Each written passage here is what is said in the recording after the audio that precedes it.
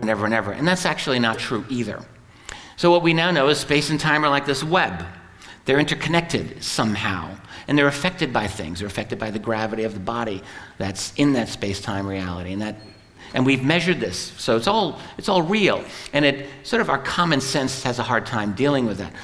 So, but our brains order reality spatially and temporally. That's just how we work. So what if there are beings that have the ability to enter and then leave our space-time reality? So we're like the fish in the pond, they come in and they leave. So that's my version of the fish pond theory. And I think that's entirely likely, to be honest with you. So I think that's a very definite possibility.